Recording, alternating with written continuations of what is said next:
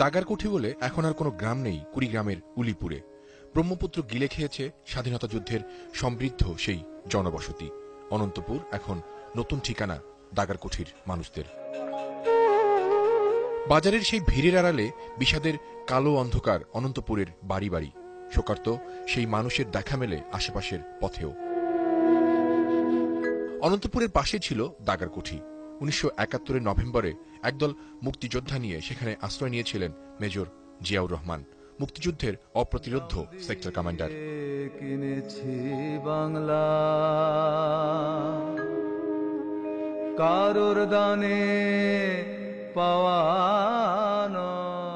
কিন্তু জিয়া চলে যাবার পর ১৩ই নভেম্বর দাগারকুঠিতে হানা দেয় পাকিস্তানি সেনারা। বাড়ি বাড়ি থেকে ধরে এনে লাইনে দাঁড় করিয়ে হত্যা করে ৬৯৭ জন পুরুষকে। গুলি খেয়ে লাশের স্তূপেও বেঁচেছিলেন তাদের অনেকেই। আরো দুজন ভাইকে মারছে, আমার কাকাকে মারছে, জ্যেষ্ঠটা ভাইকে মারছে। ওখানে সব ৫-৬টা কবর দেওয়ার পরে আমারও কিন্তু কবর করছিল। হাতিয়া ইউনিয়নের রামখানা, মণ্ডলের হাট, নয়াদারা, নীলকণ্ঠ ও অনন্তপুর গ্রামে এখন আছেন প্রায় ৪০০ বিধবা।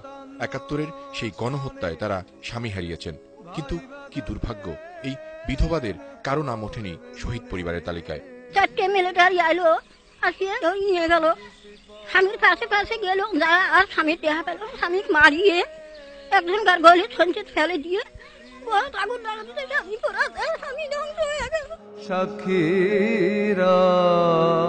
এমন একটা বিতৃষ্ণা জন্মে গেছে ইতোমধ্যে আসলে শহীদ পরিবারগুলোর মধ্যে। হয়তোবা আজ থেকে আপনি ২ বছর পর যদি আসেন, হয়তোবা তাদের কাউকেই খুঁজে পাবেন না, অনেকে চলে যাবেন। গরিব হলেও কারো করুণা চান না দাগারকুঠি বৌদ্ধভূমির এই শহীদ স্বজনেরা। তবে দেশবাসীকে তারা জানাতে চান তাদের দুঃসহ সেই দিনের কথা। এখন বাচ্চা কাচ্চাকে খাওয়াইয়ে বেশি, এখন আমার এই কষ্ট হয়েছে খুব। কষ্ট কি মরণে ভালো ছিল। কুড়িগ্রামের প্রত্যন্ত জনপদে এই যে মুক্তিযোদ্ধাদের কিংবা যুদ্ধাহত মুক্তিযোদ্ধাদের এই কষ্ট, এই কাহিনী হয়তো দেশের বড় বড় দপ্তরগুলোতে যারা বসেন তারা জানেন না। তারা বুঝতেও চেষ্টা করেন না এই সকল অসহায় মানুষের জন্য এখন কি ধরনের ব্যবস্থা নেওয়া উচিত। কেরামতুল্লাহ বিপ্লব, ওয়ান নিউজ, দাগারকুঠি, উলিপুর, কুড়িগ্রাম।